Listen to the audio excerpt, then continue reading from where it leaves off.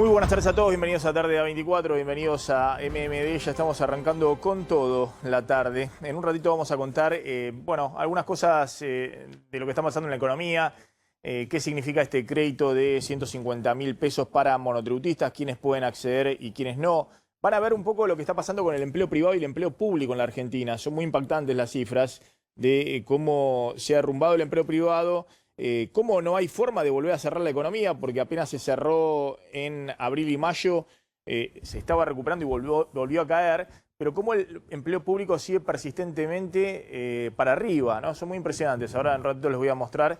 Claramente así no funciona. Es decir, hay que salir rápido de esta dinámica, crear fuertemente empleo privado, porque así las cosas no funcionan. Pero vamos a arrancar con esto, que es un debate que se ha instalado respecto a el rol de los expresidentes en la campaña electoral, ¿no? Polémica y crisis por el humor social con los expresidentes. Cristina y Macri, ¿suman o restan en la campaña electoral? Esto a cuenta de que, como lo escucharon hace algunos días, Horacio Rodríguez Larreta viene pidiendo que se sume Macri a la campaña electoral en la ciudad de Buenos Aires, cuando antes lo había dejado de lado, pero ahí tiene un problema particular con todo el grupo de libertarios, de liberales, que están ganando espacio en las encuestas, en el espacio opositor, sobre todo en la ciudad de Buenos Aires. Y atención con el tema de Cristina, porque hoy reaparece Cristina Fernández de Kirchner, reaparece en la campaña de la provincia de Buenos Aires junto a Axel Kicillof. No va a estar Alberto Fernández, que en este momento está en Entre Ríos. A ver qué está diciendo. El mundo entero disfruta. Feliz porque vamos poco a poco saliendo del problema que hace 2 años nos condenó a vivir con esta sensación tan espantosa de vivir todos los días con temor a contagiarse y a una suerte peor.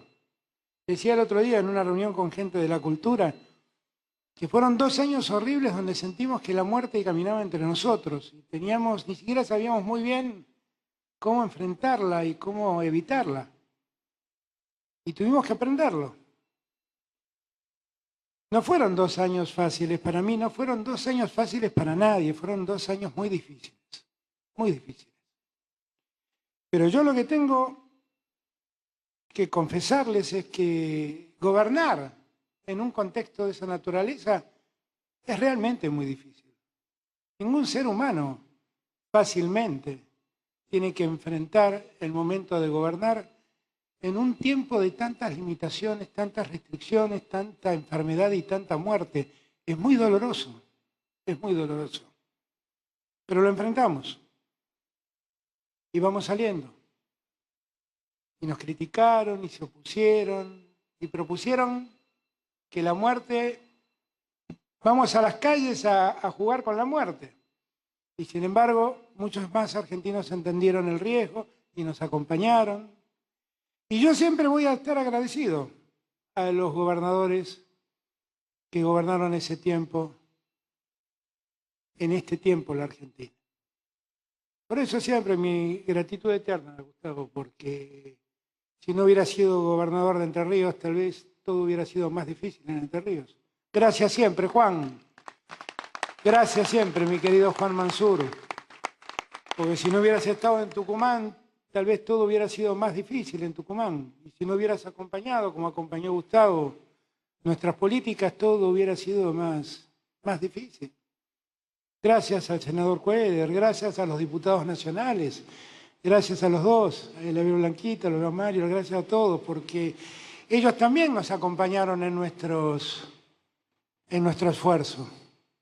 En nuestro esfuerzo de hacerle entender a un país y a una sociedad el riesgo que corríamos y las dificultades que enfrentábamos. Bien dijo Claudio que en ese tiempo nosotros tuvimos que multiplicarnos. De repente veníamos preparados para encender la economía, impulsar la producción, impulsar el trabajo, y todo eso debimos restringirlo por recomendación de los que sabían, de la Organización Mundial de la Salud, de los médicos, de los infectólogos. Y tuvimos que repensarnos todo el plan. Pero en el plan que repensamos, nunca estuvo ausente lo primordial. En estos tiempos de pandemia, ¿qué cuidamos y qué privilegiamos? Y entonces nunca dudamos que lo primero que debíamos cuidar era la salud de los argentinos y argentinas, y que los primeros que debíamos proteger eran los que más débiles eran. Los últimos serán los primeros a los que vamos a entender. Primero, los últimos, decíamos. Primero los que han quedado hundidos en el pozo de la pobreza. Primero los que trabajan. Primero los que trabajan en la informalidad. Todos ellos fueron objeto de atención de nuestras políticas en este tiempo que vivimos. Y para nosotros es grato ver los resultados, porque llegamos a todos, nos ocupamos, como decía Claudio, de aquellos que la Argentina ni siquiera tenía registrados como ciudadanos, no sabíamos qué hacían, esos 9 millones de personas que recibieron el IFE. La Argentina no sabía a qué se dedicaban esas 9 millones de personas.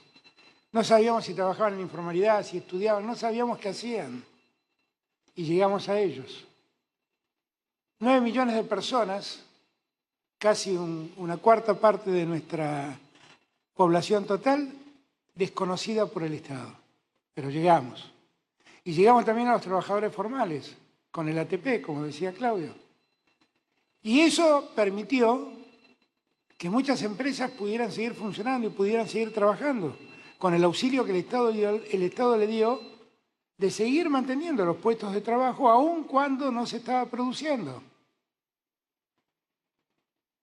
¿Y por qué lo hicimos? Porque estamos convencidos que iba a haber un momento que está muy cercano, en donde la apertura iba a llegar, todos íbamos a poder recuperar la habitualidad de nuestras vidas, todos íbamos a poder ver esta planta produciendo a pleno, y lo que teníamos que garantizarnos es que esto no se cierre, que esto siga en pie, que esto siga vigente.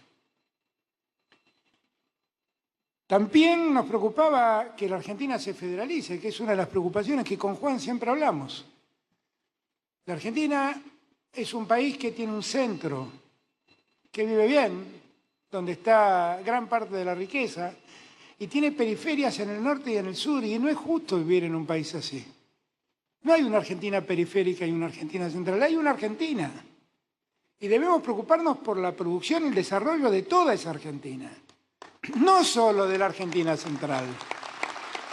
Y trabajamos incansablemente y creamos el grupo... Bueno, ahí estaba Alberto Fernández en su acto de cada día, un poco haciendo campaña política, en este caso en Entre Ríos, porque el espacio para la provincia de Buenos Aires va a quedar copado hoy por Cristina Fernández de Kirchner, que a la tarde va a estar a partir de las 3 de la tarde en Lomas de Zamora, con Axel Kicillof, con el gobernador y con el intendente de Lomas de Zamora, Martín Insaurralde. Yo les decía que anclemos con esto el tema de qué lugar ocupan los expresidentes en la campaña electoral.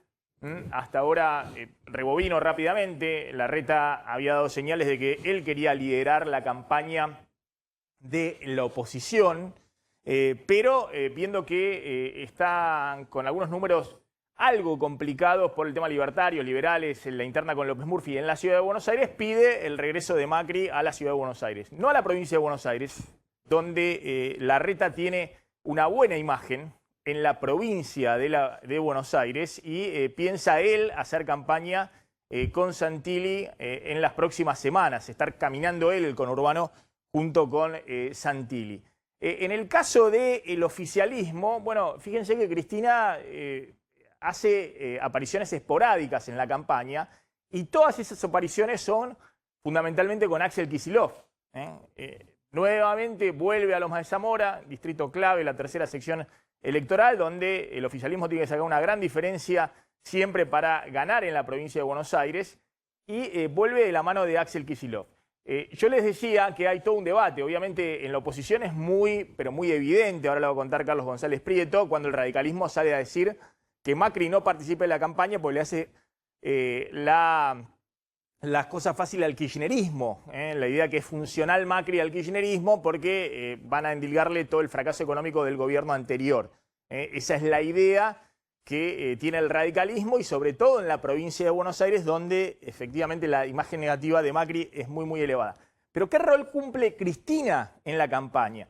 En las últimas horas hubo una especie de chicana, pongámoslo, entre el Partido Justicialista y la Cámpora, porque justamente se cumplieron 2 años del triunfo en las PASO del oficialismo con Alberto Fernández y Cristina. Y atención que la pregunta es quién se olvidó de Cristina a 2 años del triunfo electoral, porque el justicialismo en su cuenta de Twitter colgó esta foto en la cual están festejando justamente 2 años del triunfo de todos y están todos menos Cristina, ¿no? Está Alberto Fernández, está Massa, allá atrás, acá está Máximo Kirchner, está Kicillof, pero no está Cristina. Y en el tuit de la Cámpora pusieron, che, se olvidaron de alguien respecto a Cristina. Esto obviamente en tono irónico, si se quiere en tono amable, pero plantea en última instancia cuál es el rol también de la expresidenta, si va a salir fuertemente a la cancha en esta elección y en la provincia de Buenos Aires a apoyar a Axel Kicillof. Lo que a mí me dicen es que obviamente Alberto Fernández necesita un triunfo electoral, volvamos al encuadre inicial, necesita un triunfo electoral para el inicial, para hacer lo que efectivamente quiere Alberto Fernández, que es tener 2 años mínimo, anclando mínimamente las expectativas con el Fondo Monetario de crecimiento y de recuperación económica, porque van a ver que hoy la principal preocupación de lejos de la población es el tema económico. Y consideran que si hay un triunfo nacional del oficialismo, obviamente eso le va a permitir a Alberto Fernández mínimamente delinear su gabinete en los próximos 2 años. Pero ojo que si pierde, porque obviamente el responsable ahí de la derrota, y la pregunta es qué hace Alberto con su gabinete y cómo siguen los próximos 2 años de gobierno si es muy mala la elección a nivel nacional. Y otro tema aparte es la provincia de Buenos Aires, porque Cristina necesita que en la provincia de Buenos Aires, obviamente, Kicillof, con la lista del Frente de Todos, haga un buen desempeño, porque Cristina imagina a Kicillof en el 2023. O sea que la apuesta básica de Cristina, obviamente también esto influye en el resultado nacional, es hacer una buena elección en la provincia de Buenos Aires y por eso hoy le va a levantar la mano nuevamente a Kicillof y a los candidatos del Frente de Todos en la provincia de Buenos Aires. En la provincia de Buenos Aires, que me parece muy interesante, no voy a mostrar encuestas de imagen y encuestas de intención de voto, porque hemos visto lo que ha pasado con las encuestas en la última elección, pero sí hay encuestas de humor social, si se quiere, y también de imagen, ¿no? Las encuestas, ojo que muestran una imagen elevada desde el punto de vista más del 50% negativa, tanto de Macri, que ya la tenía hace rato en la provincia de Buenos Aires, pero también de Cristina en la provincia de Buenos Aires, y obviamente de la mayoría de los dirigentes políticos. Pero me parece interesante esta encuesta de Opinión Argentina, ahora vamos a hablar con Facundo Nejansky, respecto al tema económico, de cómo se juega el tema económico en esta elección. Fíjense, y por eso el gobierno quiere dejar rápidamente atrás la pandemia, y la principal arma en este momento electoral, en esta campaña, va a ser los anuncios económicos y tratar de que la economía se reactive, incluso más que el tema vacunas. Fíjense cuál es el principal problema que el gobierno debería solucionar en esta encuesta de Opina Argentina, en la provincia de Buenos Aires. 50% dicen la situación económica, 26% la inflación en primer lugar, 24% la desocupación, es decir, todos temas económicos. Recién después viene la corrupción y después vienen la inseguridad y recién acá viene 7% el COVID.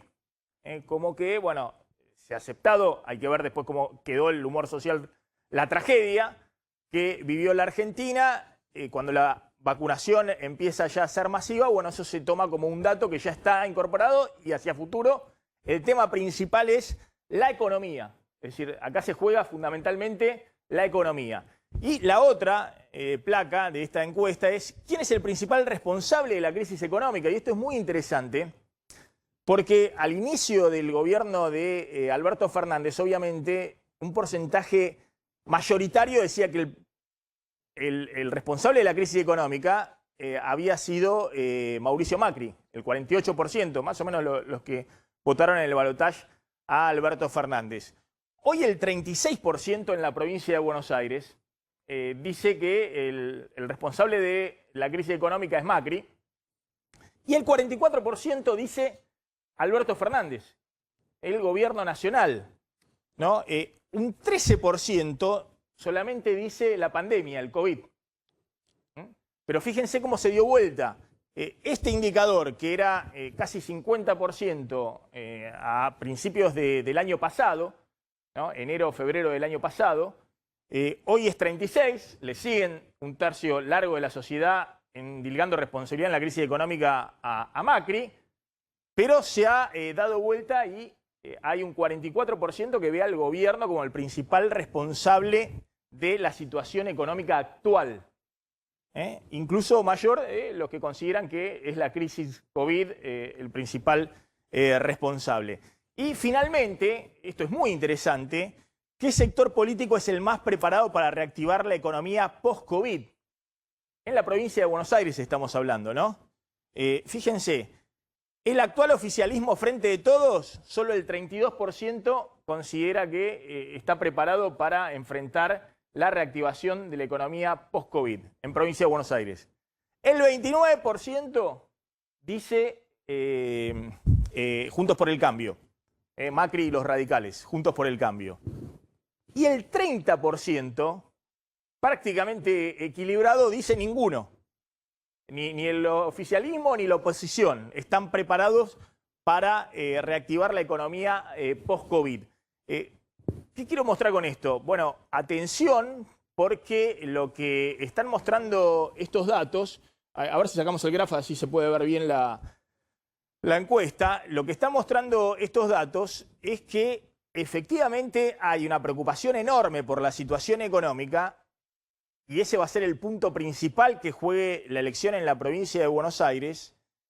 Hoy ya hay mayoritariamente una responsabilidad que se le carga al gobierno actual por esa situación económica y menos al gobierno anterior, al gobierno de Mauricio Macri. De todas maneras, contaba que hay un 36%, todavía le siguen endilgando la crisis económica a Macri. Y atención que para adelante hay una desconfianza muy grande respecto a que ni el oficialismo ni la oposición están en condiciones de liderar la reactivación post-COVID, lo cual indica, esto es una cuestión muy preocupante, respecto a las expectativas que hay de cómo se sale de esta crisis, ¿no? De la crisis COVID, que de alguna manera ya se aceptó.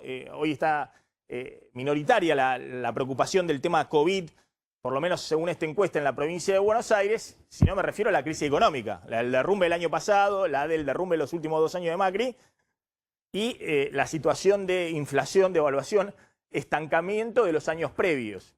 Está Facundo Nehamsky en comunicación. Facundo, ¿cómo andás? Hola Maxi, ¿cómo te va? Está también Luis Tonelli. Gracias a los dos. Bueno. Facundo, muy interesante esta encuesta. Ahora quiero ir a ese punto. Pero primero quería hacer este anclaje que mostraba al arranque, ¿no?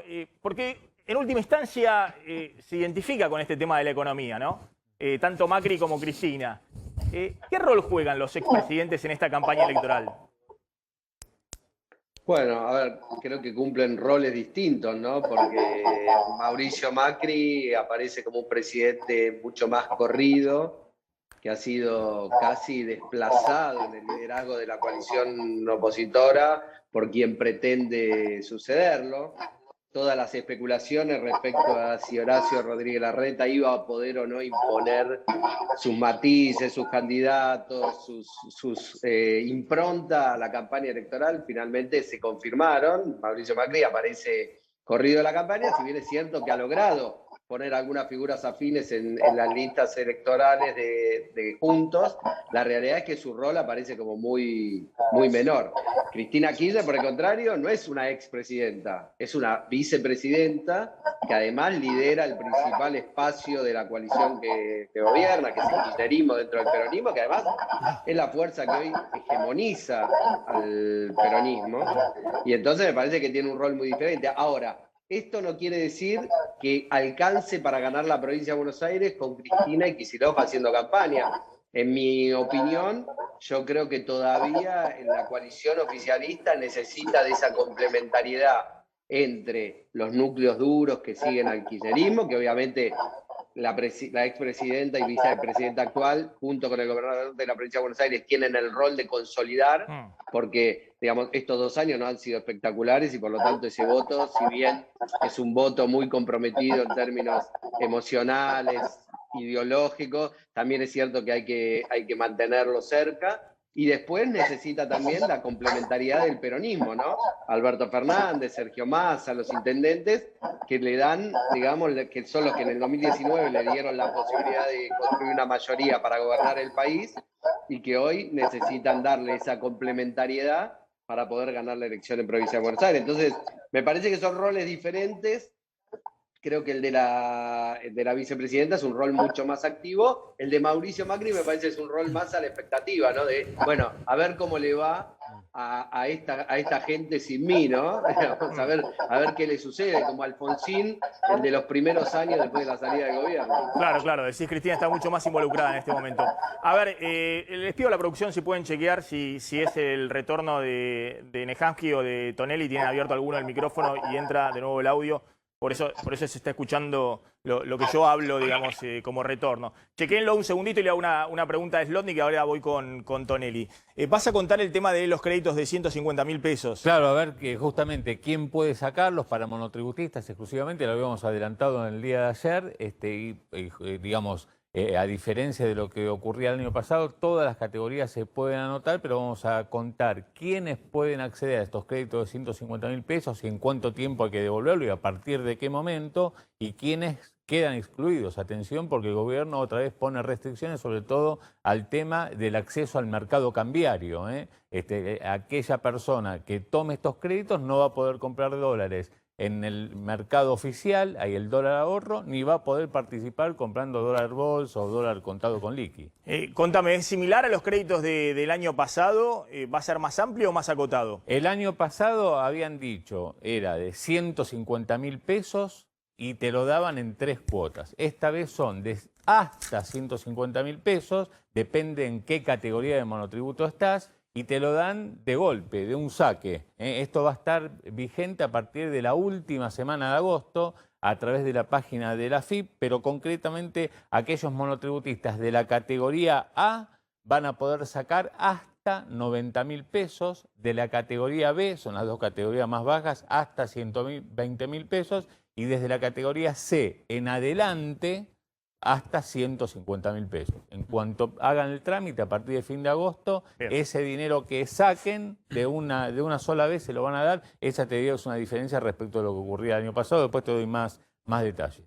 Bien, ahora vamos a probar con Tonelli. Es muy sencillo, digamos. Si identificamos si es Tonelli o Nehamsky, lo cerramos a Tonelli o a Nehamsky mientras no esté hablando.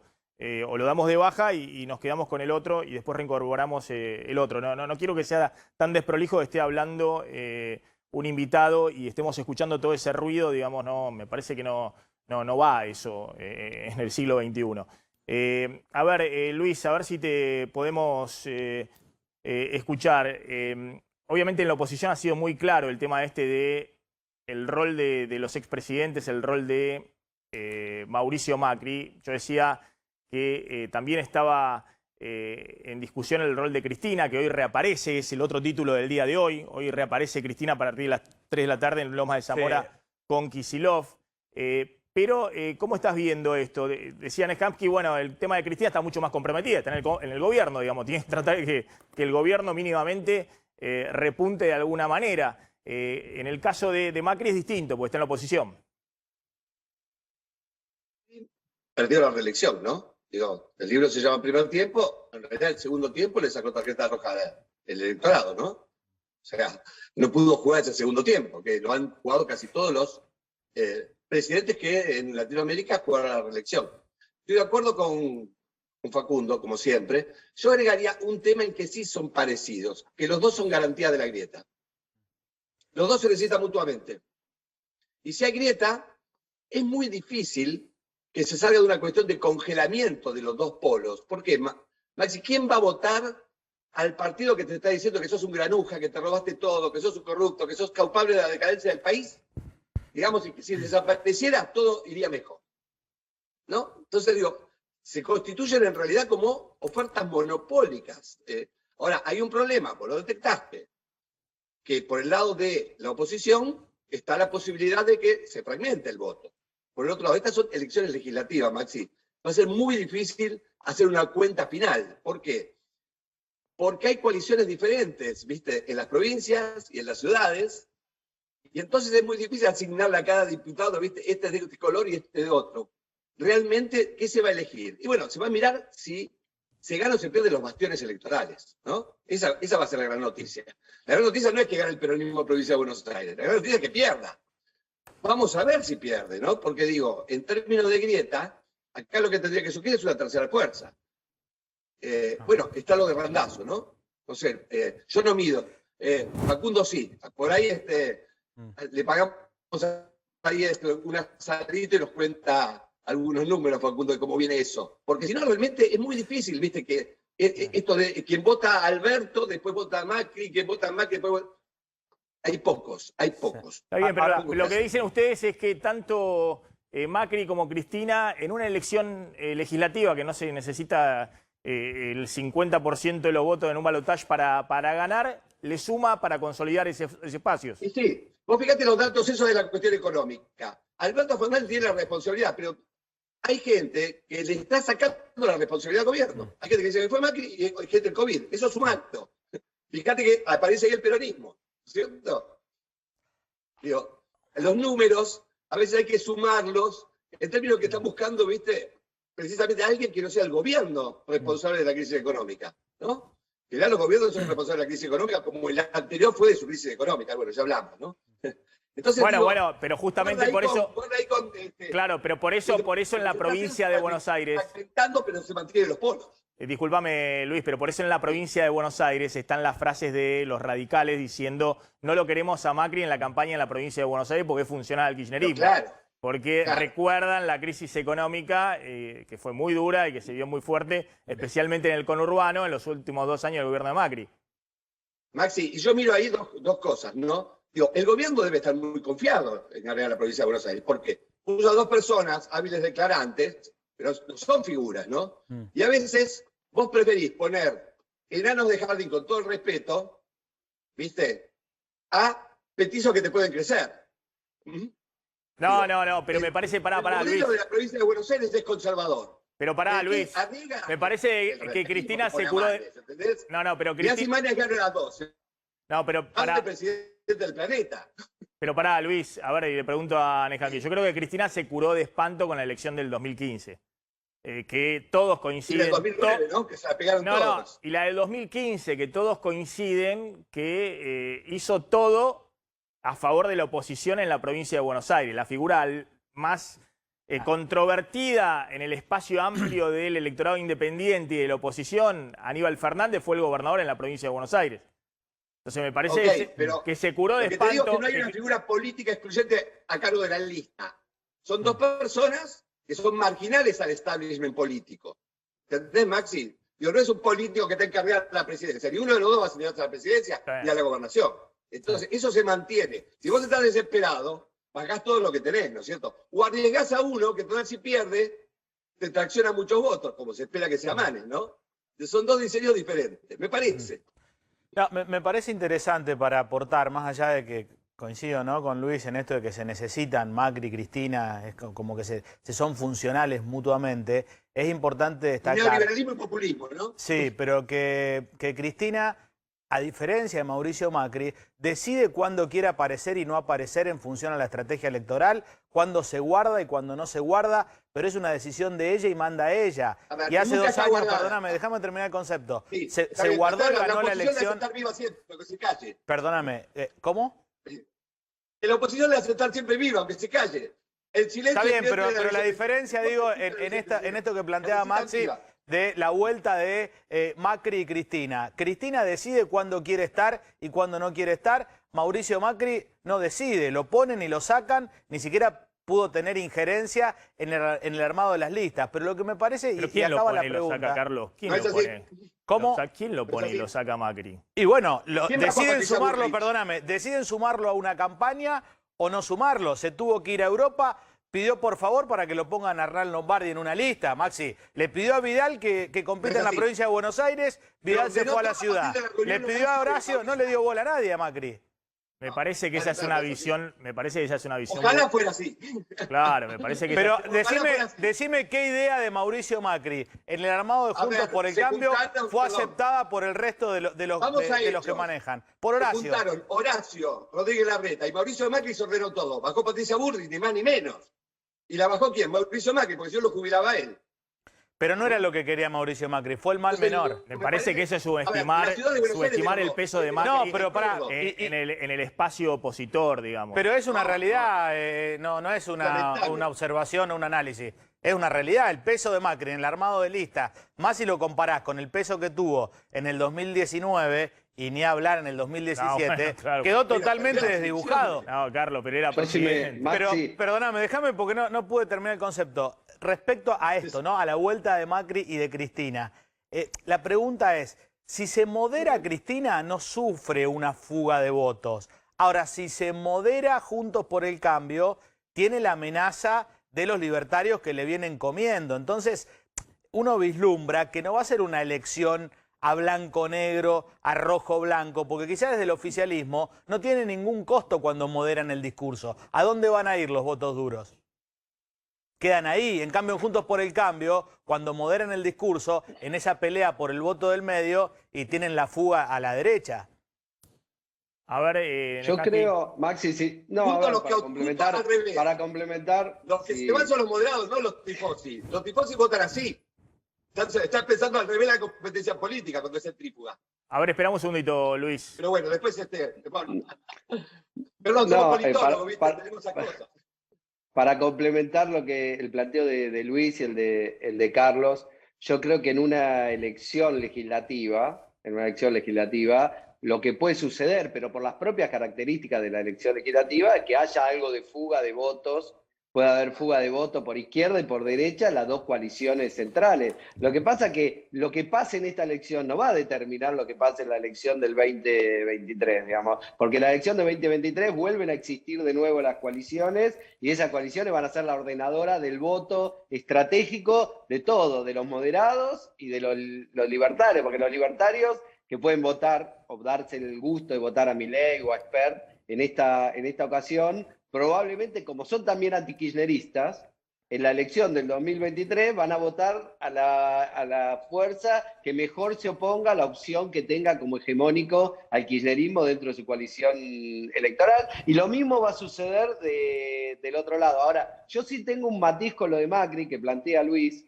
que es que yo creo que a diferencia de Cristina, que ya atravesó por la etapa de tener que reafirmar su liderazgo en el mundo opositor, ¿no? Cristina había sido 2 veces presidenta, después condujo el proceso que terminó en la derrota de Daniel Scioli y de Aníbal Fernández en la provincia de Buenos Aires, revalidó en elecciones en el 2017 y después revalidó su liderazgo ya no como candidata a presidenta, sino armando la coalición que ganó en el 2019. Totalmente de acuerdo. Mauricio Macri, la desafiaron y perdieron los que la desafiaron. Sí. Mauricio Macri, a diferencia de Cristina, está sufriendo ahora el desafío a su liderazgo con la Mantiene diferencia de vivo Mauricio Cristina Macri. y la oposición, ¿eh? Lo mantienen vivo. Lo mantiene, Porque hay que hablar de él, ¿no? Es de manual. lo mantiene vivo porque le Cristina se sirve. calla, habla, Espera un le hacen segundo, hablar. Luis. Espera un segundo porque se superpone. Claro. No, yo digo que lo mantienen vivo porque le sirve, por supuesto que al gobierno Claro. le sirve mantener viva la presencia de Macri, porque su gobierno, evidentemente, como no fue reelegido, Como Macri fue porque no tuvo viva una... a Cristina. no tuvo una buena performance, pero además, me parece que está sufriendo un desafío a su liderazgo por parte de un otrora seguidor, que es Horacio Rodríguez Larreta, que lo está haciendo con mucha eficiencia, porque se convirtió en un político que tiene altísimos niveles de imagen positiva, no solo en la Ciudad de Buenos Aires, sino también en la provincia de Buenos Aires, y que además ha demostrado que ha impuesto a los principales candidatos en los principales distritos del país, que son la Ciudad de Buenos Aires y la provincia de Buenos Aires. Entonces, eso también es un punto que hay que valorar, que creo que diferencia a Cristina de Macri. Sí, aunque la ciudad es de Macri y de Horacio, ¿eh? Eso es un cúmulo de relaciones, interacciones, CBUs. Bueno, se me está quedando un poquito la conexión. Acordaron ellos dos. Bien. Estoy accionando. Les agradezco. Candidatos. Les agradezco a los dos. Gracias, Facundo Nescampi. Gracias, Luis Tonelli. Como siempre, muy interesante escucharlo. Ahí lo que veían en el móvil, en lo de Chano, ¿hay alguna novedad con respecto a eso? Le dan el alta a Chano, lo hemos visto hoy a la mañana. A ver, Diego de Nicolás, te escuchamos. ¿Cómo te va, Maxi? Buenas tardes. Mira, estamos aquí en el sanatorio Otamendi. Lo que nos informan es que sería inminente la salida de Chano de aquí del sanatorio. La imagen que ustedes tienen corresponden a lo que es el estacionamiento de este centro de salud. Hoy a la mañana Chano grabó un video aquí, ya cambiado como para poder retirarse, y se supo también que va a ir a un centro de rehabilitación, el mismo en el cual estuvo allá en la zona de Bulón durante el último tiempo. Claro, todavía no se sabe exactamente si Chano va a dejar el sanatorio de manera inmediata o quizás en el término de 1 o 2 horas, una vez que complete toda la parte del último chequeo médico y los trámites administrativos de rigor. Así que estamos atentos, Maxi, yo te llamo si tenemos novedades con la salida de Chano ya en el traslado, que no se sabe tampoco si será en una ambulancia o si será trasladado en un vehículo particular. Bien, gracias, Diego, muy amable. ¿Y qué está pasando con el dólar en este momento? Bueno, el dólar paralelo, 178 pesos, mismos valores de ayer. Lo que tenemos es un contado con liqui, el dólar libre en 173 pesos de nuevo. Son 2 pesos arriba del cierre de ayer, porque pasa esto, que interviene el Banco Central, lo baja de 173 a 171 y al día siguiente lo que estamos viendo ahora es que otra vez la demanda de divisas en ese mercado está en blanco, lo lleva nuevamente a 173 pesos. Sí, lo que está pasando, y lo contamos, a ver si lo podemos mostrar rápidamente con las placas, es que el gobierno está jugando a 2 puntas, digamos. Por un lado, está imprimiendo más pesos para poner en circulación más pesos en la economía, para pagar estos gastos adicionales del plan electoral, y por otro lado, tiene que contener al dólar en estos niveles, con lo cual tiene que comprometer reservas. Ojo que esta es la intervención del Banco Central en ese mercado de contado con liquidación diaria hasta el 6 de agosto de la semana pasada, y vemos que son intervenciones ya de 30, entre 20 y más cerca de 30 millones de dólares diarios en ese mercado. Si son 30 millones de dólares diarios en ese mercado, son 600 millones de dólares por mes. En julio ya había intervenido, esto venía desde finales de julio incrementándose, más de 400 millones de dólares en ese mercado de contado con liquidación. Es decir, pone reserva para evitar que se le dispare el dólar libre. Y esto también pasa en los últimos días porque nosotros contamos que hubo una emisión extra del Banco Central al Tesoro, en parte no solamente para pagar el déficit fiscal, sino que el Tesoro no pudo renovar parte de los vencimientos de deuda en pesos que tenía. Y para eso, bueno, tiene que pagarlo con los pesos que le emite el Banco Central. Y obviamente alguien que tenía deuda en pesos, sobre todo empresas que tenían deuda en pesos, o inversores particulares que tenían deuda en pesos con el Tesoro Nacional y no la renovaron, que le dijeron, no, dame los pesos, no te voy a renovar esa deuda a estas tasas de interés, van y se corren al dólar. ¿A qué dólar? Al dólar contado con liquidación. Fíjense, esto es la última transferencia de hace un par de días, 160.000 millones de pesos le pasó el Banco Central al Tesoro, ya le había pasado 40.000 millones de pesos en este mes de agosto, y estamos recién a mitad de agosto. Bueno, parte de estos pesos se los da el Banco Central emitiendo los pesos, se los da al Tesoro para que el Tesoro pague la deuda en pesos que no renovó. Y obviamente del otro lado, ya sea empresas o inversores que le dijeron no sigo con la deuda en pesos, me quiero dolarizar, toman esos pesos que emitió el Banco Central y corren al contado con liquidación, al dólar de 170 pesos. ¿Qué hace el Banco Central? Bueno, vende dólar en ese mercado de contado con liquidación para que no se dispare todavía más alto, por eso como contaba Zlotnik hoy está en 173 pesos. Acá la clave es, bueno, si seguís con esta política vas a reducir las reservas disponibles que tenés en el Banco Central, que actualmente están en 6.300 millones de dólares las netas, las reservas reales, y obviamente te vas a quedar con menos reservas cuando llegues a la elección del 14 de noviembre próximo. Bueno, el otro tema es la discusión de lo que está pasando con el tema vacunas, empresarios, y si va a haber empresas que obliguen a sus trabajadores a vacunarse. Bueno, el gobierno finalmente tomó posición, hasta el día de ayer había sido difusa justamente a ver qué posición iba a tener el Ministerio de Trabajo, la Casa Rosada. Santiago Cafiero habló en las últimas horas y fue taxativo. Directamente dijo, la vacunación en la Argentina es optativa. No debería existir ninguna política sanitaria que sea dictada desde las empresas, es al cruce justamente de la propuesta de la Unión Industrial, eso no corresponde, con lo cual justamente da idea de que el gobierno no va a ir en línea con la UIA en esta idea de que aquel trabajador que no sea vacunado cobre todo el sueldo o solamente una parte o nada del salario. Y la CGT también... Funes de Rioja dijo, el presidente de la UIA, Sí. si vos no te vacunás obligatorio en una empresa, no hay sueldo. Claro. No van a cobrar el sueldo, eso es lo que dijo. O cobrarás parte del sueldo y demás. Nosotros dijimos, ojo, que eso hay que ver la legalidad de eso. Obviamente lo primero que va a ocurrir, si alguna empresa quiere hacer eso, va a ser impugnado judicialmente.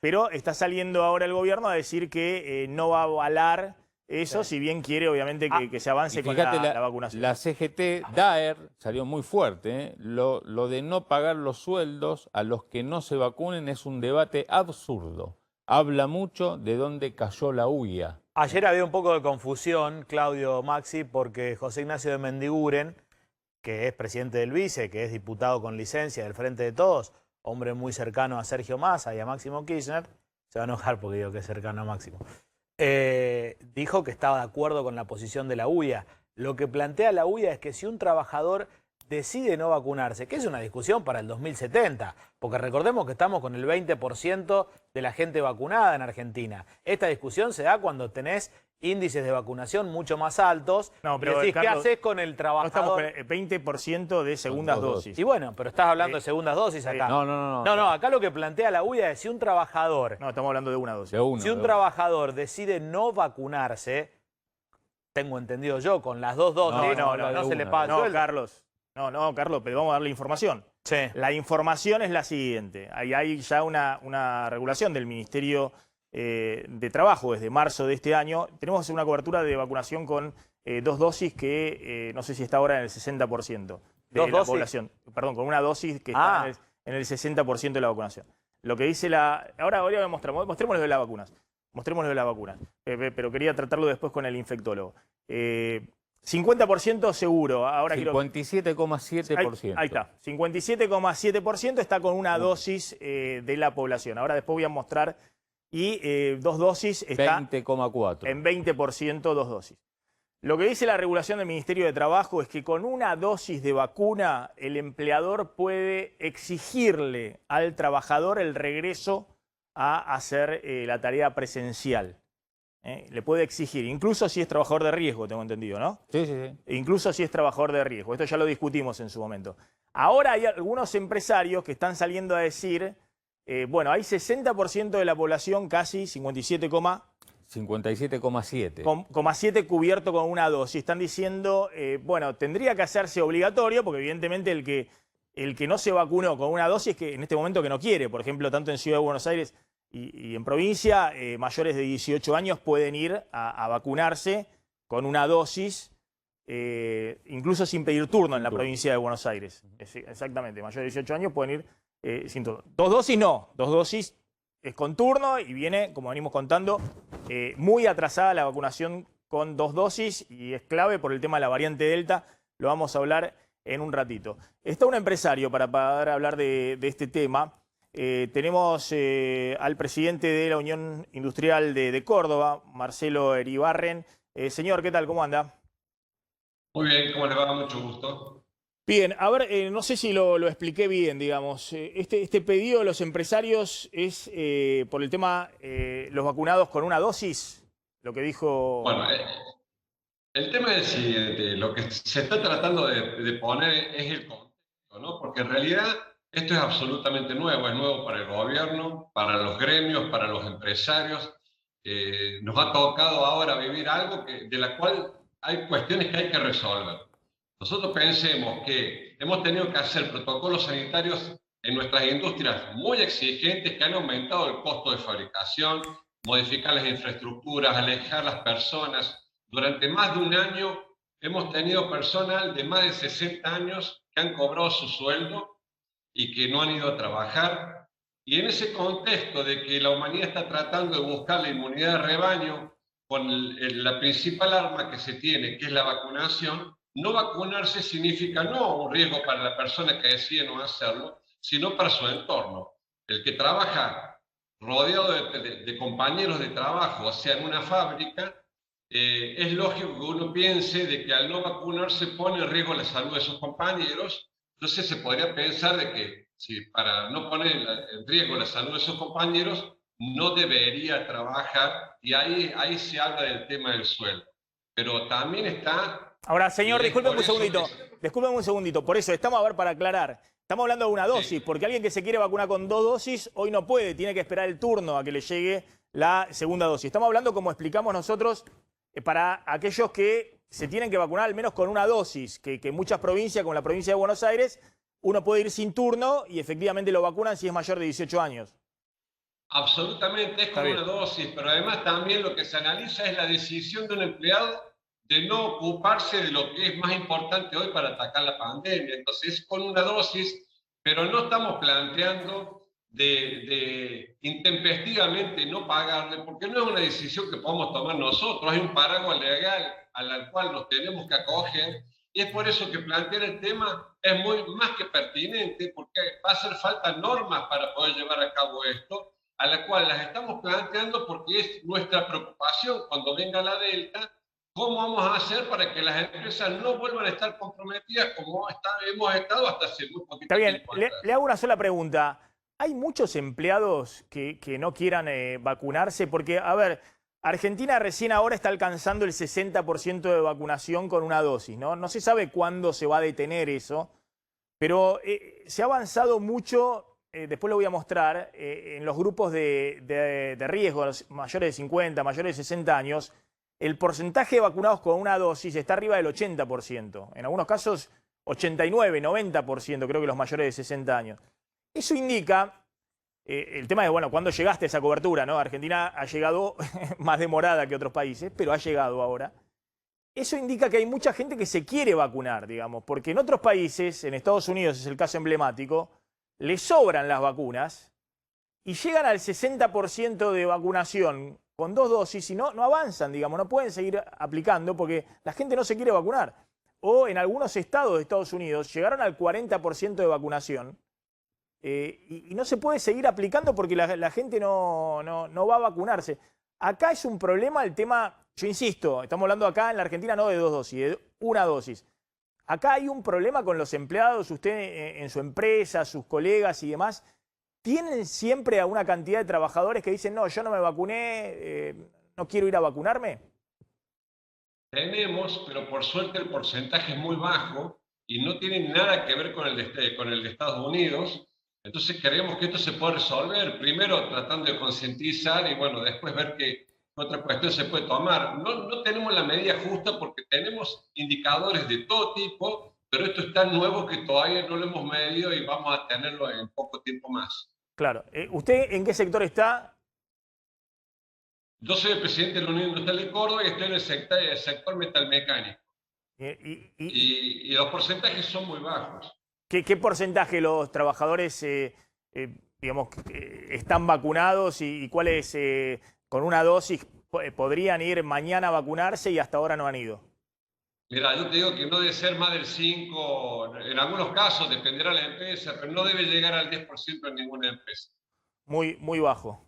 Bueno, vamos Sí. a ver. Gracias, Iribarren, ahí Un gusto. estaba Marcelo Iribarren, el presidente de Acá está textual lo que dijo Funes de Rioja. Muy interesante. Sí. Es verdad, la discusión arranca con una dosis. Sí, claro. Corrijo. En la vacunación, quien quiera entrar a una fábrica tiene que vacunarse, dijo Funes de Rioja. Si no, no podrá ingresar y el empleador podrá cesar la dispensa, el haber o las asignaciones no remunerativas. Lo que no se puede, dijo Funes de Rioja, es ganar un salario sin ir a trabajar. Claro, dice, el que tiene la posibilidad de vacunarse no se vacuna y no va a trabajar porque no está vacunado, lo que plantea es que la empresa le descuente el sueldo. Bueno, pero por eso es lo que es lo que venimos contando, Claro. que rechaza la CGT, que también salió a rechazar el gobierno también ahora en campaña electoral, pero ojo, que, insisto con este tema, el propio Ministerio de Trabajo de este gobierno, en marzo, cuando todavía no había una cobertura de 60% con una dosis como hay ahora, sacó una resolución en la cual dijo que aquel que está vacunado con una dosis, el empleador lo puede llamar ya para que haga tareas presenciales en la empresa. Pero bueno, ahí no sé, entra ahí a jugar que alguien, no creo que alguien no se vaya a vacunar porque no quiera volver a trabajar, digamos. Yo creo que si alguien no se vacuna, en este momento es una irresponsabilidad, pero tiene que ver o con ignorancia o con creencias, qué sé yo, que obviamente no se comparten y no se comparten por la ciencia en todo el mundo, pero claramente no creo que sea para especular, para que no te puedan llamar a trabajar. No, por eso esa resolución habla de la buena fe. ¿Entendés? Habla de la buena fe la buena de quién. Fe y de ambas partes. Del digamos. empleado y del empleador. Claro, para que no pase esto, digamos. Se supone que si alguien digamos, no se vacuna no es para faltar al trabajo. Lo que sí creo que se pueden poner incentivos claramente Claro, sí. para que efectivamente la gente se vacune en sus puestos de trabajo. Incentivos que pueden ir de todo tipo, digamos, premios desde el punto de vista que pueden estar motorizados incluso desde el Estado, no solamente de los empleadores privados, digamos, puede ser algún tipo de exención impositiva o algún tipo de deducción impositiva contra los trabajadores que están vacunados y eso trasladárselo al trabajador, digamos, algo transitorio. Es decir, siempre en este caso me parece que el tema de la zanahoria, lo voy a poner en esos términos, el tema de los incentivos puede jugar. Fíjense cómo el tema de los incentivos están desesperados en Estados Unidos también, regalando 5 millones de dólares a unos estados, 1 millón de dólares en otro estado, y acá en la Argentina también los intendentes, ¿no? Han sorteado un auto hace poquito en Montehermoso. En Montehermoso. En Montehermoso o en otras localidades, es decir, o le ponen deducciones impositivas en la reducción en la renovación del carnet de conducir, es decir, incentivos para que la gente que está reacia a vacunarse no lo haga. Pero me parece que eso lo vamos a ver ahora en la Argentina, a ver si avanza por arriba del 60% esa una dosis, que hasta ahora tiene casi el 58% de la población. Vamos a hablar justo del tema vacunas y ahora volvemos al tema económico, porque tenemos una agenda ahí con Slotnick fuerte. El tema hoy se conoce el dato de inflación de julio. Atención cuál va a ser ese número. Y el tema de las paritarias, cómo hay ganadores y perdedores en la reapertura de paritarias que se hizo en los últimos meses. Está Carlos Sala, que es médico infectólogo. Gracias, doctor, por atendernos. Muy amable. ¿Qué tal? ¿Cómo están? Buenas tardes. Bueno, doctor, a ver, contamos, a ver si podemos ver el gráfico que hace Martín Barrionuevo sobre el tema vacunas, que ahora la clave es esta carrera contrarreloj para vacunar segundas dosis, básicamente en esta población, ¿no? 50 a 59 años, acá te quedan más o menos 2.700.000 personas que les está faltando la segunda dosis, tienen la primera dosis, pero les falta la segunda dosis, 2.700.000 personas entre 50 y 59 años, y mayores de 60 que te están quedando también, es un poquito menos, estoy viendo, no, también te están quedando otros 2,5 millones de personas mayores de 60, 2.700.000 mayores de 60 años, que tienen la primera dosis y le falta la segunda. Esto teniendo en cuenta insisto que es muy alto el nivel de vacunación de mayores de 50 con una dosis. Estoy tratando de ver acá, pero está prácticamente en un porcentaje superior al 85%. Es decir, que no es que se detuvo la aplicación de la primera dosis en un 60% en los mayores de 50 o en los mayores de 60, sino que por lo que estoy viendo se avanzó hasta 80-85% en algún grupo etario, incluso un poco más con una dosis. Lo que está faltando es la segunda dosis. Es decir, que para cubrir a los mayores de 50, que dicen son grupo de riesgo, si se quiere ponerle 2 dosis a todos los que ya tienen una dosis, y bueno, se está necesitando más de 5 millones de vacunas a aplicar rápidamente. La pregunta es en cuánto tiempo. Doctor, ¿es más o menos así? Un poco, no sé si ahí se veían un poco los datos que mostramos de recién, pero la carrera es tratar de avanzar en la segunda dosis con los mayores de 50.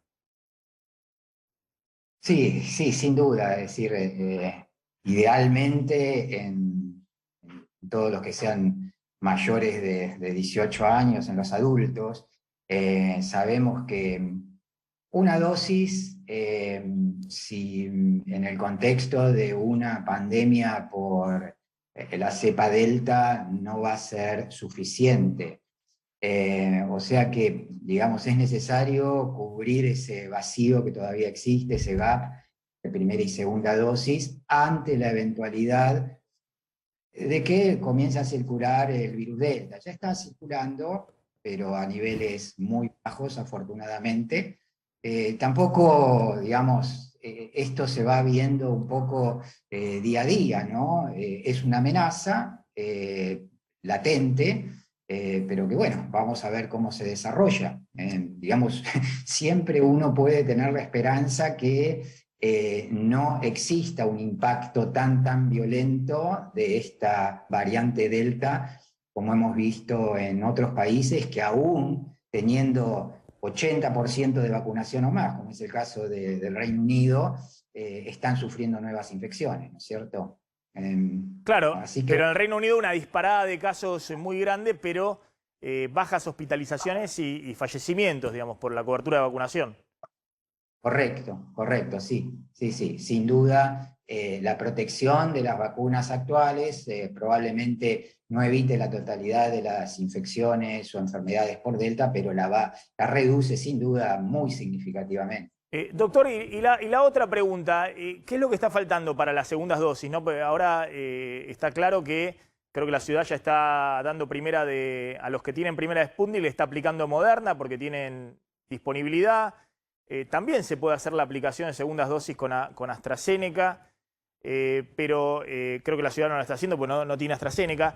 Pero estamos mostrando que hacen falta muchas segundas dosis. Yo decía, mayores de 50 años, están faltando 5.400.000 vacunas para aplicar en ese grupo, si querés cubrir a todos los que tienen la primera dosis con la segunda dosis.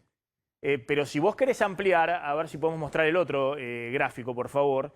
Si vos querés ampliar también al resto de la población de riesgo, es decir, menores de 50 años con comorbilidades, ahí tenés una cantidad mayor todavía de vacunas que tenés que aplicar en las próximas semanas, ¿no? Esto es un poco lo que veíamos recién, ¿no? Que si uno quiere aplicarle a mayores de 50 años, faltan 5,5 millones de vacunas. Pero si uno le quiere aplicar a toda la población objetivo, que no son solamente los mayores de 50 años, sino que son los menores de 50 años también con comorbilidades, y que ya tienen 17,5 millones de personas, tienen la primera dosis.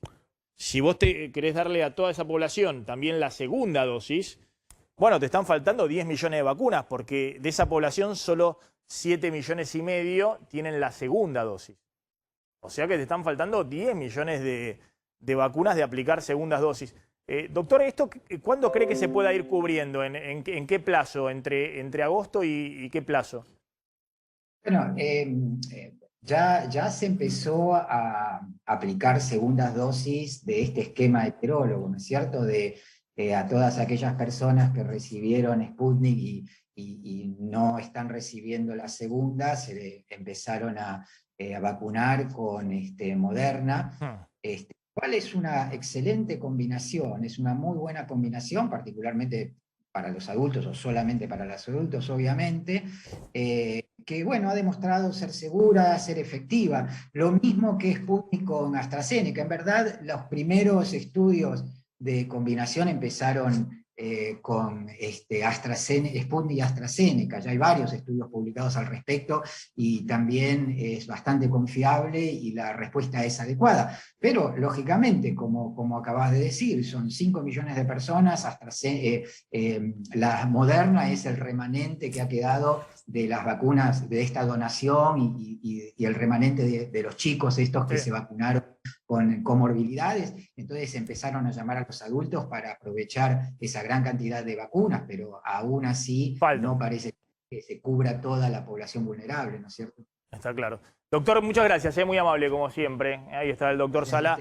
infectólogo. Bueno, ¿cuál es el número de inflación que da esta tarde el INDEC? Y mira, en el Ministerio de Economía, incluso en el Gabinete Económico, se habla de entre 2,8 y 2,9%, una inflación alguna décima por debajo de lo que fue el mes pasado. Claramente el objetivo del gobierno es bajar justamente del 3% y acelerar el proceso de descenso de la inflación rumbo a las elecciones. Yo te contaba ayer que Guzmán, lo que habló... Quiere 2% de inflación en noviembre. En noviembre 2% y si se puede 2% también en diciembre. Claramente ir demostrando que la inflación va hacia abajo, claro, con el dólar atado, anclado, las tarifas con congeladas. las tarifas congeladas. Esas son las claves de por qué la inflación va para abajo. Veremos, en todo caso, si se cumple esto que el propio gobierno está esperando, una inflación que en julio dio menos de 3%, hay que ver los alimentos, porque ahí en alimentos lo que pasó fue que se soltó precios máximos y ahí el gobierno, cada vez que una empresa alimenticia quiere aumentar,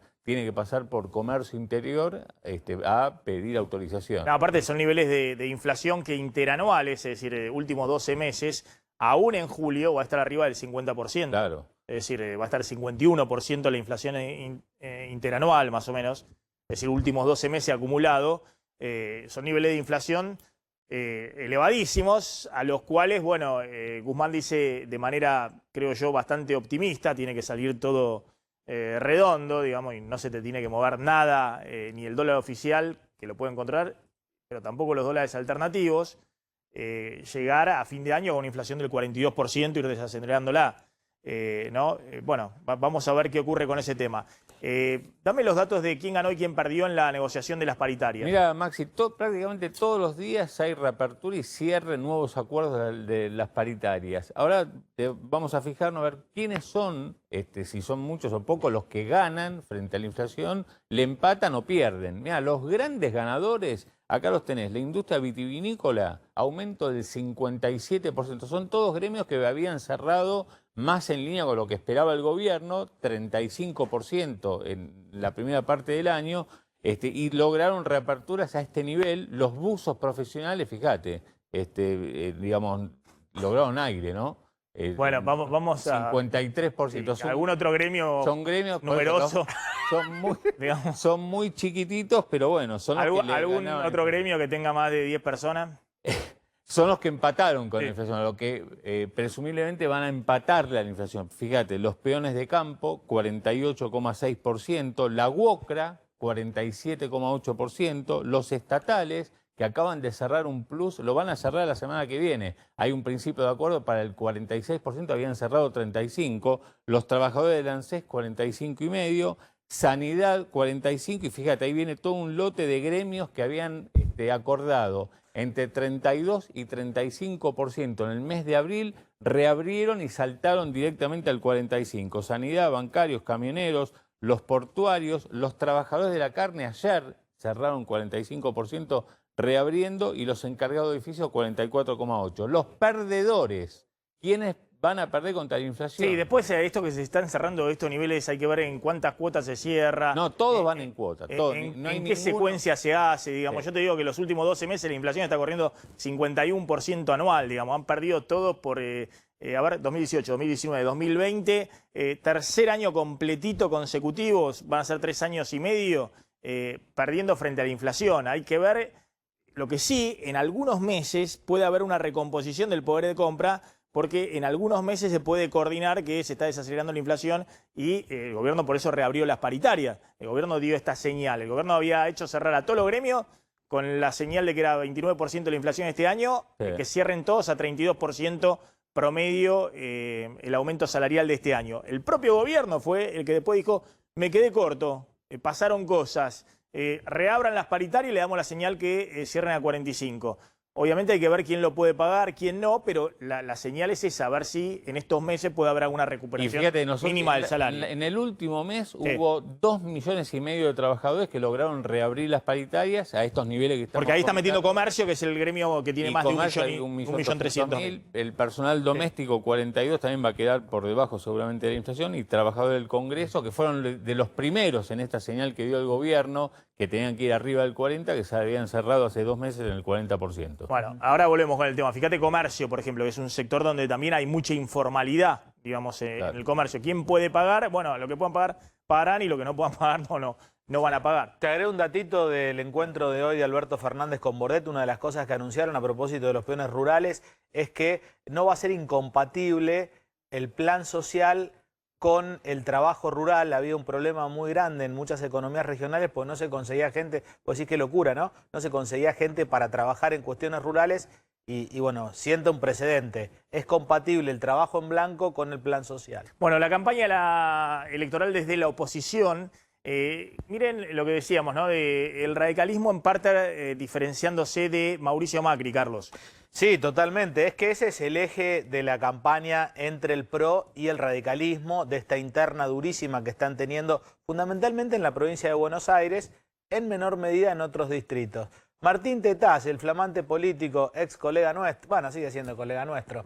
La canción que definiría a Macri es Despacito, porque fue muy gradual. Bastante duro, ¿no? Con Mauricio Macri, que se suma Sí, a otra. ojo que hay que ver si eso es compartido, por ejemplo, por Martín Lustó, que ayer estuvo acá y justamente nos decía eso. Él es muy crítico, Lustó, también de la política económica de Macri, pero no porque haya sido gradual, sino por otras cosas. Pero claramente hay una discusión en la oposición respecto a eso. Mira, eso es lo que creen un sector del radicalismo, del PRO, y claramente es lo que creen los libertarios, digamos, los sectores que están cuestionando no solamente al kirchnerismo, sino también al gobierno anterior. ahora fíjate vos qué notable que hasta por derecha y por izquierda se diferencian de Macri. Tetaz es un hombre que fue promovido por Lustó, más allá de que puedan estar de acuerdo en esta cuestión puntual, pero es cierto que muchos dentro del espacio de Juntos por el Cambio dicen el gradualismo nos llevó puesto, porque había que hacer lo que había que hacer, un discurso más libertario, pero también lo corren por izquierda a Mauricio Macri. Esto se suma a Facundo Manes, que esto lo dijo hace algunas semanas, pero lo repite cada vez que puede. Esto de mostrar como un activo que él no estuvo ni con Macri ni con Vidal, que es algo nuevo. Se diferencia del PRO. Y Alfredo Cornejo, que es nada más y nada menos que el presidente de la Unión Cívica Radical, que directamente pidió ayer que Macri no esté en la campaña, vos lo decías al comienzo en la editorial, porque eso era funcional al kirchnerismo, ¿no? Por eso esta discusión que teníamos, digo, no es lo mismo. Macri no decide si quiere estar o no quiere estar. Cuando digo lo ponen, lo sacan, porque me están matando en Twitter los macristas. ¿Quién lo va a poner o sacar, Carlos? Yo no comparto esa visión. Pero, a ver... pero no es porque claramente en sus espacios políticos, un expresidente como es Cristina para el oficialismo y como es Mauricio Macri para el espacio opositor, no hay nadie que lo ponga o lo saque. Pero pará, vos tenés que... Mauricio Macri, en todo caso... buscará sus tiempos para entrar en la campaña o para salir. Pero estamos comparando con Cristina, que hace lo que quiere, que ella aparece cuando quiere y desaparece cuando quiera. En el caso de Mauricio Macri, cuando vos hablás con referentes no solo de la Unión Cívica Radical... Lo que están diciendo es que a Macri le cuestionan el liderazgo otros internamente. No lo respetan, no lo respetan y no ha podido poner en las listas a toda la gente que él hubiese querido. Entonces... no decide, no tiene decisión total, como sí tiene Cristina dentro del otro espacio, respecto a qué hacer dentro de Juntos por el Cambio. Puso 3 diputados nacionales, Macri. Quiso poner a Luis Miguel Echeverre en Entre Ríos y Rogelio Frigerio lo sacó a los carpetazos. No le dejaron poner ni un concejal. Entonces, no tiene poder dentro de Juntos por el Cambio, Macri, como el que tiene Cristina dentro del Frente de Todos. Eso quiero decir nada más. Bueno, a ver, está Graciela Ocaña. Graciela es segunda candidata a diputada en la provincia de Buenos Aires. Está obviamente en la lista de Juntos por el Cambio, en la lista de Santilli, está detrás de Santilli. Graciela Ocaña, gracias Graciela por atendernos, muy amable. No, buenas tardes, Maxi, gracias por el llamado, por la videollamada. Tenemos confianza con Graciela, entonces así como Manes dice, yo no estuve ni con Macri, ¿qué dijo? Ni con Macri. Ni con Vidal. Ni con Vidal. Bueno, podés decir, yo no estuve con Cristina, digamos, ¿no? No, y por supuesto que le estuve por hacer una transformación, que creo que la hice. Basta preguntarle a muchos jubilados y pensionados en el PAMI, pero también cuando esa transformación no avanzaba, porque obviamente había otros intereses, directamente renuncié, Maxi, porque un dirigente siempre tiene algo que no lo va a condicionar, que es decir, no. Y como yo no nací para calentar sillas, sino para hacer transformaciones, porque entiendo que la política es eso, es una herramienta para el cambio de la vida de la gente. Por eso cuando no pude, me fui, denuncié, incluso hubo dirigentes sindicales presos, por ejemplo, caso de la bancaria, con los medicamentos truchos, que hemos hablado muchas veces contigo en tus programas, y lo hice, digamos, y eso es importante, a mí me parece. El problema no es estar o no estar con unos u otros, porque en definitiva también yo la verdad que valoro mucho el que se haya sumado Facundo Manes, como se han sumado otros dirigentes, como Martín Testaz, que estaban hablando, y otros a lo largo de todo el país, a Juntos. Eso muestra una fuerza política que crece, digamos, que es una fuerza política muy activa. Por eso convoca a distintos dirigentes o personalidades del quehacer público, pero digamos, los que integramos Juntos somos partidos políticos, algunos de 100 años, como la Unión Cívica Radical, otros más nuevos, como en el caso del nuestro de Confianza Pública, pero nos sumamos a un grupo que tiene y comparte los mismos valores y que comparte la idea de que Argentina tiene que cambiar, tenemos que discutir hacia el futuro, no seguir siempre metidos en el pasado, y poder construir algunas políticas públicas de consenso para mejorar la vida de la gente, que eso es lo que te reclaman cuando vos recorres toda la provincia de Buenos Aires, y estoy segura que si recorres todo el país es más o menos lo mismo. La plata no alcanza, la inflación, los jubilados que están ganando, creo, el piso de sus jubilaciones, sí. La inseguridad, bueno, todas esas cosas que los afectan, el miedo a la pandemia porque no se recibió la segunda dosis de las vacunas. Bueno, esto que creo que es importante para la gente. Y sobre eso tenemos que discutir y construir. Las primarias son una oportunidad que tienen los ciudadanos cuando no hay un dueño de la lapicera, que eso es bueno, digamos. En Juntos no hay dueños de la lapicera. Van a poder la sociedad decir qué dirigentes los representan mejor. Nosotros somos una lista que creo que tenemos experiencia de gestión, en el caso de Diego y varios de los diputados nacionales que nos estamos presentando, pero también, digamos, la experiencia legislativa. Hemos puesto el cuerpo en la Cámara de Diputados para que no avancen muchos de los proyectos que el kirchnerismo quería para conseguir la impunidad en la Argentina. Graciela, sí. A ver, te hacía una pregunta, justo mostramos al principio del programa una encuesta, no de intención de voto o de imagen de los dirigentes, que obviamente están volando esas encuestas, tanto las que encarga el jefe de gobierno de la ciudad, Horacio Rodríguez Larreta, y después se las pasa a todos los dirigentes, o las que encarga el gobierno nacional con Santiago Cafiero, con el jefe de gabinete, y se las pasa también a sus candidatos. Una encuesta interesante respecto a lo que está pasando en la provincia de Buenos Aires y las preocupaciones de la gente, ¿no? Que mostraba claramente que la economía es la principal preocupación, y que un poco la pandemia ha quedado más atrás, digamos, o el COVID ha quedado más atrás, ¿no? Tal vez después de la resignación frente a la tragedia que ha vivido y vive la Argentina. Pero también está el tema de cómo se reparten las responsabilidades, ¿no? Decíamos que la novedad de esta encuesta es que ahora mayoritariamente hay una mayor parte de la sociedad en la provincia de Buenos Aires que responsabiliza a Alberto Fernández por la crisis económica actual en la provincia y no a Mauricio Macri, como ocurría a principios del año pasado. De hecho, por eso me imagino que ganó Alberto Fernández y semejante diferencia tuvo el kirchnerismo en la provincia de Buenos Aires. Pero ojo que sigue habiendo una porción, creo que era 36%, que considera que la crisis económica es responsabilidad hoy de Macri. Te lo pregunto en términos del rol de Mauricio Macri. ¿Ustedes quieren o no que Macri esté en campaña en la provincia de Buenos Aires? Mira, Mauricio Macri es un expresidente, es un dirigente que puede volcar y toda la experiencia de su gestión con sus cosas positivas, con las cosas que no se hicieron, con las cosas que faltaron o con las cosas que se hicieron mal y que él mismo ha reconocido y lo ha hecho a través de un libro donde justamente hace una autocrítica que creo que es muy valorable. A mí lo que me parece es que el problema de la Argentina fundamentalmente son 10 años que Argentina no crece. Entonces, la Argentina tiene que salir de una serie de políticas que hoy el gobierno nacional volvió a las viejas recetas del 2010 al 2015 que no nos condujeron al crecimiento de la Argentina, que no condujeron a que la gente estuviera mejor. Y la inflación es el problema más grave que hoy tiene el país. Y el gobierno no hace nada para sacar el tema adelante. No, está bien, pero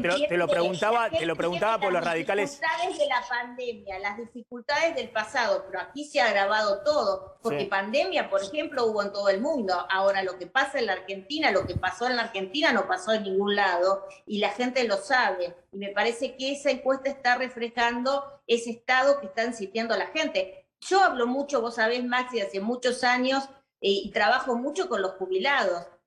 Vos hablás con los jubilados. Los jubilados se dan cuenta que le metieron la mano en el bolsillo.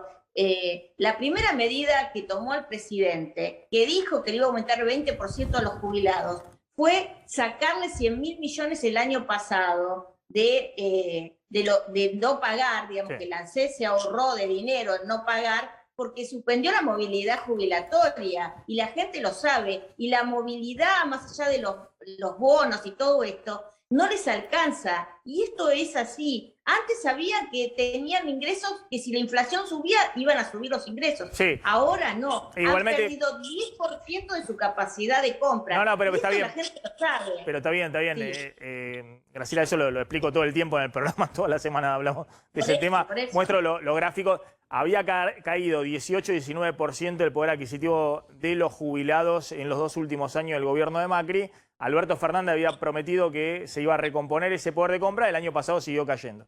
Y este año, cayó 10 puntos. Y este año sigue cayendo también el poder adquisitivo de los jubilados. Sobre todo, y especialmente los que ganan más de la mínima, más de 30.000, 35.000 pesos. Una pregunta final, Carlos, para Graciela Ocaña. Si se siente cómoda en esta interna con el resto del espacio de Juntos por el Cambio, o cómo se siente, ¿no?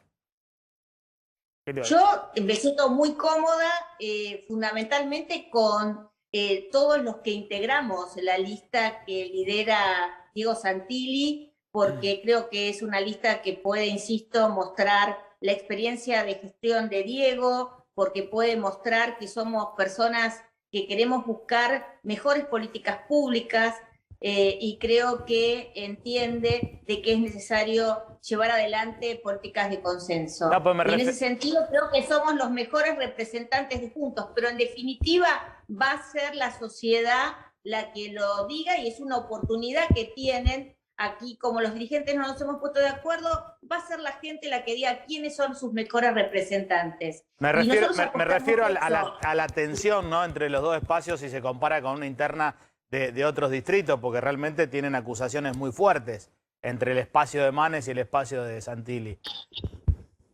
Mira, yo creo que no sé cuáles son, hubo algún chisporroteo al principio, pero a mí me parece que ambos es lo que hacemos y estamos trabajando por un lado, escuchando a la gente, y por otro lado explicitando las distintas propuestas que cada uno de nosotros tenemos para las áreas que trabajan. Y creo que eso es lo más importante, para que la gente pueda definir sobre eso. Las peleas entre los dirigentes a la gente no le interesa, porque dice, no entiendo ni por qué se pelean, quiero saber cómo voy a resolver el problema de la seguridad. Y ahí va Diego con todas las propuestas que piensa llevar y que, digamos, con toda su experiencia de gestión en este tema, en la resolución que dio en la ciudad de Buenos Aires, Bien. para poder llevar esas políticas públicas a la provincia de Buenos Aires. Graciela Ocaña, gracias, muy amable, como siempre. Ahí Muchas estaba. gracias, Maxi, un gusto verte. Igualmente, ahí está Graciela Ocaña, que es la segunda de Diego Santilli en la provincia de Buenos Aires. Fíjense que también fue ministra de Salud con Cristina Fernández de Kirchner, Graciela Ocaña. El segundo de la lista del Frente de Todos, que es Victoria Tolosa Paz primero, el segundo es Daniel Goyán, que fue ministro también hasta hace 10 minutos de Kicillof en la provincia de Buenos Aires. Es decir, la idea de poner a alguien que haya estado vinculado a la salud por todo lo que ha sucedido ahora con la pandemia. Está Adrián Saque en Estados Unidos. Adrián. ¿Qué tal? Muy buenas tardes, Maxi y equipo. Bueno, aquí estamos un poquito con el termómetro, ¿no? Tratando de ver, no para medir si tenemos o no COVID, sino el termómetro laboral. Aquí cada vez más, cada día hay noticias de más y más empresas que están pasando de la política de estímulo para que la gente se vacune, justamente, a la obligatoriedad, ¿no? Digamos, hace poquito usaron una metáfora que es más exacta. Pasamos de el palito y la zanahoria, ¿no? Que hace andar al burro, al palito solo, al palo. ¿Esto por qué? Porque, por ejemplo, la empresa McDonald's, como lo había hecho Tyson Foods, que es una planta procesadora de aves, aquí, o CNN, o Facebook, o Google, cada vez le están pidiendo más a la gente, le están poniendo plazos para que cuando vuelvan de las vacaciones, aquí estamos finalizando ya el verano boreal, cuando vuelvan en septiembre y octubre, estén sí o sí vacunados si lo que quieren es volver a trabajar a las oficinas de estas empresas. El caso de McDonald's hay que aclararlo porque no es para los empleados que están en el restaurante, sino para los que trabajan en las oficinas. Y esto, claro, los administrativos. ¿Esto por qué hay que aclararlo? Porque no se puede, las empresas hoy por hoy, con la autorización provisoria que tienen de la FDA, al ser provisoria, no pueden obligar, en términos generales, a sus empleados a vacunarse. Entonces, los de la oficina se les puede pedir que al entrar a la oficina estén vacunados, porque en caso de que no estén vacunados, no es que los pueden echar. Al contrario, les tienen que dar la posibilidad de seguir trabajando de manera remota. Ahora, Adrián... ¿no? Pero no ir a la oficina. Adrián, sí. Eso estábamos discutiendo acá, digamos, ¿no? Porque ha salido también la Unión Industrial Argentina a decir, bueno, el que no esté vacunado con una dosis, que en la Argentina hoy está disponible, provincia de Buenos Aires, más de 18 años, puedes ir sin turno cualquier día. Los que no estén vacunados, salieron a decir en la Unión Industrial Argentina, bueno, no van a cobrar parte del salario, ¿no? Como una forma de castigo. El gobierno ha dicho que eso no se puede hacer, que la CGT, todos salieron a contrarrestar. Vos me estás diciendo que en Estados Unidos tampoco están yendo por ese lado, sino que están diciendo, bueno, el que no está vacunado se puede quedar haciendo home office. Ahora, eso sería como una especie de premio para el que no está vacunado.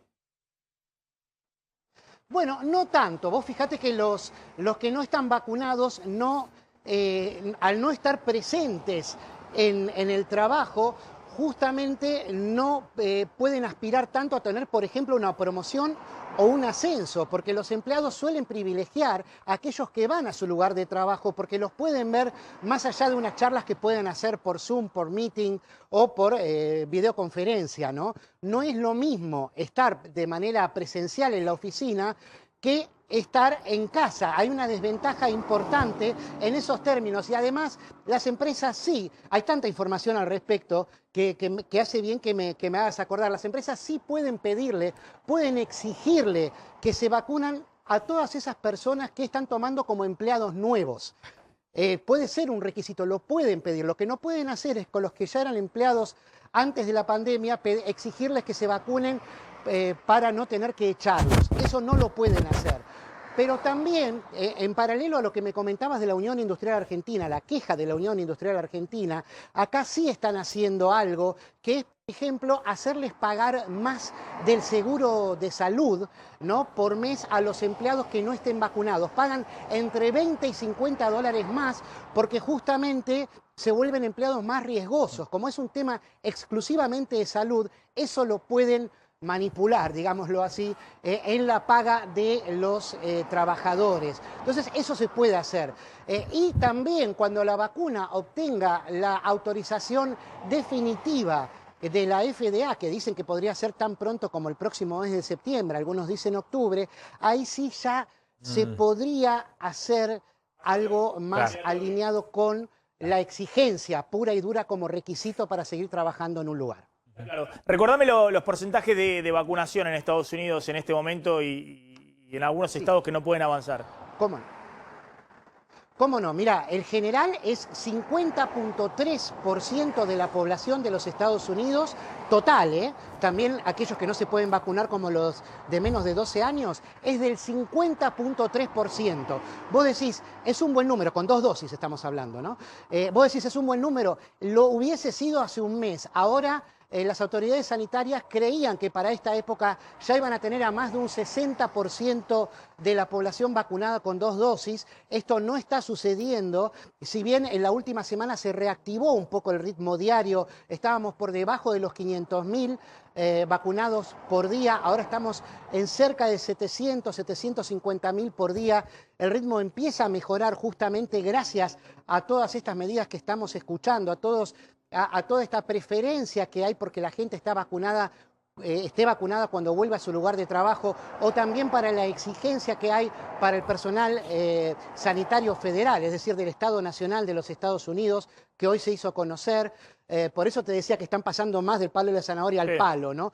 Y también el caso de los trabajadores de la educación. Son los propios sindicatos aquí en los Estados Unidos los que están pidiéndole a los maestros y al personal, bueno, docente en general, que se vacune, ¿no? Sí, sí, es impresionante. Leyendo los principales medios norteamericanos, hay una campaña muy impresionante, ¿no?, donde cuentan historias de familias enteras que no se querían vacunar y que, bueno, los principales integrantes finalmente fallecen y antes le enviaron un mensaje a los familiares, ¿cómo fue que no me vacuné? Digamos, hay también el aparato mediático en Estados Unidos muy fuerte, todo enfocado, tratando de, bueno, de generar, algunos dicen conciencia en la población, otros dicen temor pero aparte es algo concreto, ¿no?, frente a la variante Delta, para tratar de perforar esos techos a la vacunación que hay, ¿no?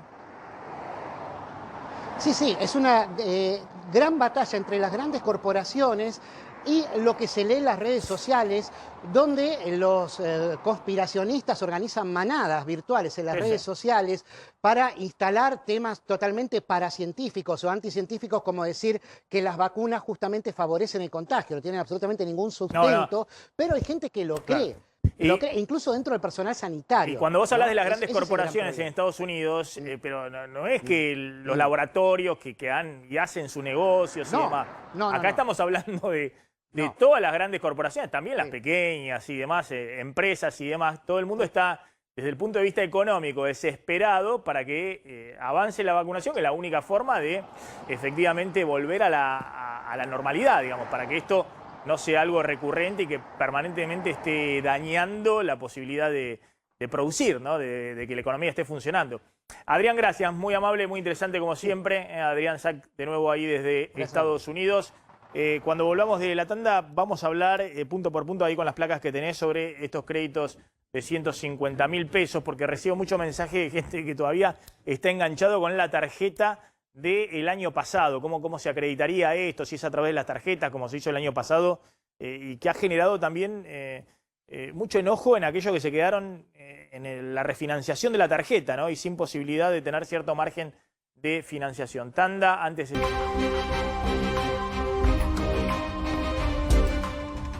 A ver, importante, muchas preguntas respecto a los créditos de tasa cero, que obviamente son subsidios que suelen aparecer o en la pandemia, como el año pasado que hubo, efectivamente un hecho excepcional, o en medio de una campaña electoral que ya ha habido, ¿no? 2017, 2015, 2013, estos créditos tasa cero en una inflación, con una economía que está en inflación en 50%.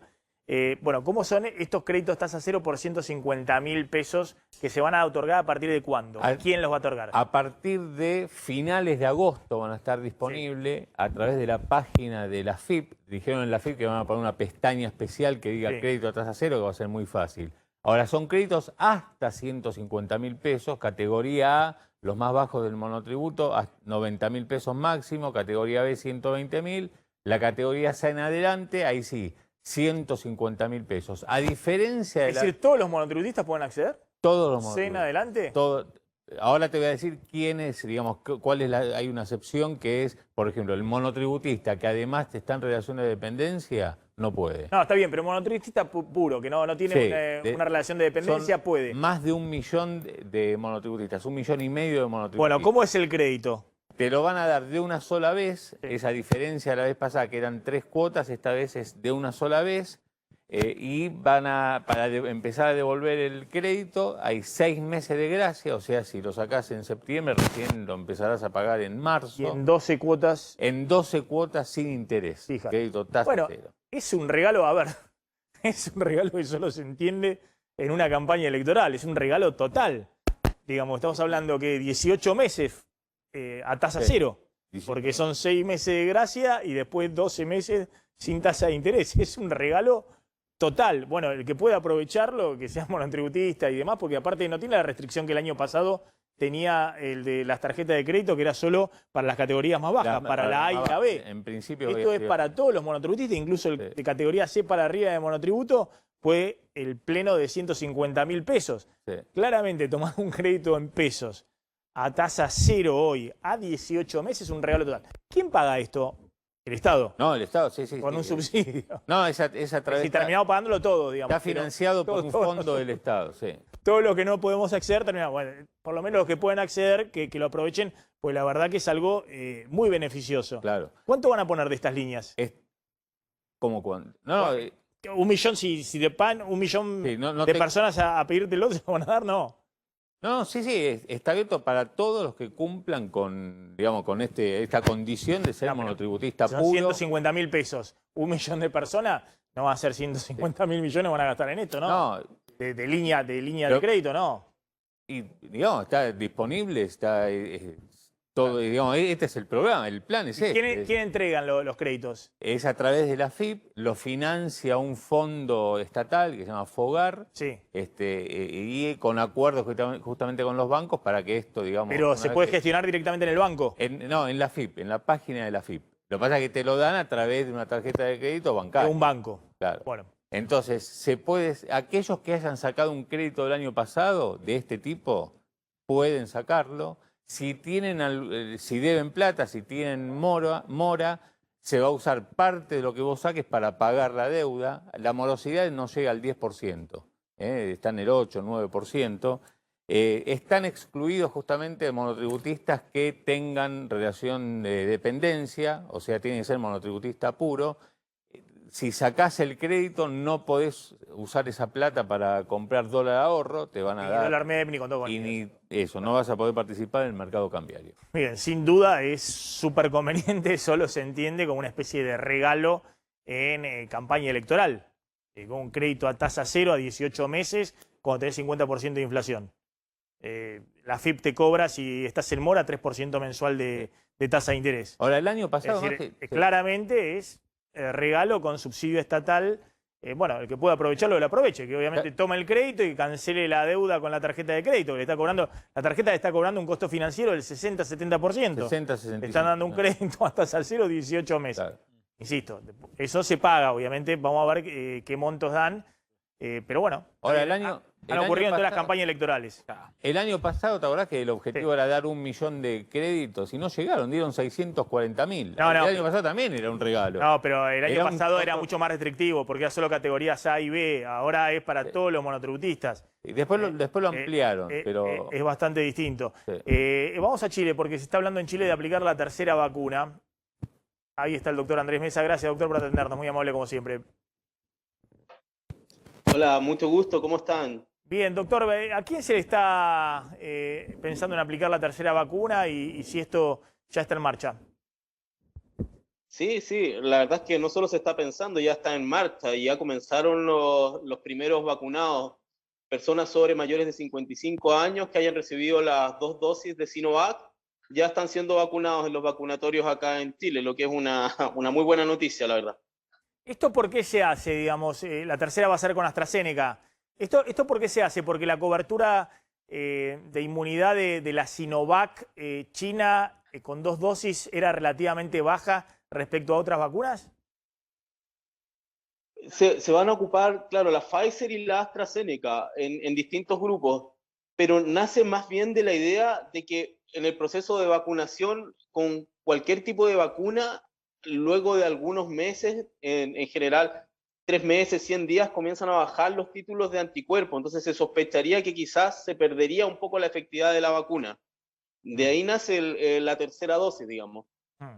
A pesar de esto, en Chile la vacunación ha sido maravillosa, es decir, tenemos los hospitales desocupados, la vida está normal, diría yo, y esta medida como precautoria, la tercera dosis, va un poco a reforzar lo bien que estamos en este minuto producto de la vacunación. ¿Qué porcentaje de la población tienen cubierto con 2 dosis ya? Sobre el 80%. 80% de mayores de 18 años con 2 dosis tienen. Claro. Ah, claro, elevadísimo. Sobre el 80%. Y ahora están Sí. pensando, están ya aplicando tercera dosis. ¿A quién? ¿Empiezan por los de riesgo o para todos? Claro, se separaron en 3 poblaciones. Mayores de 55, inmunocomprometidos, que son los que actualmente están recibiendo la dosis durante agosto, y luego la población va a ser los menores de 55, bien, que ya va a ser en septiembre. Bien, doctor, finalmente son pocos casos los que tienen ahora, pocas internaciones y pocos fallecidos. Están yendo a una apertura amplia, general. Sí, correcto, correcto. Aquí la vida, la verdad es que se siente normal ya, y eso es bastante maravilloso poder decirlo. Doctor, gracias, nos alegramos de esta noticia. Muchas gracias, muy amable como siempre, el doctor Andrés Mesa, desde ahí, desde Santiago de Chile. Tenés una información respecto a Alberto Fernández, que lo recibe mañana, sí, a la calle Pou, al presidente uruguayo. Sí, muy activo en la política internacional. Recordemos que habían tenido un chisporroteo, ¿te acordás? Cuando fue la cumbre del Mercosur. Sin embargo, mañana va a haber un asado en la Quinta de Olivos. La idea es hablar un poco respecto a la posición común que puede llegar a tener Uruguay y Argentina en el Mercosur respecto a Brasil, que ahora sí está un poco más duro, queriendo negociar bilateralmente directo con terceros países y no a través del Mercosur. Dicen en el entorno del presidente que es una reunión donde se prevé que va a haber cordialidad, amabilidad y seguramente va a salir algún tipo de declaración. En el orden internacional... Tienen muy buena relación personal. Sí, habían ido, ¿te acordás, una a comer de amistad, un asado a Colonia, incluso dentro de la pandemia, con los cuidados del caso.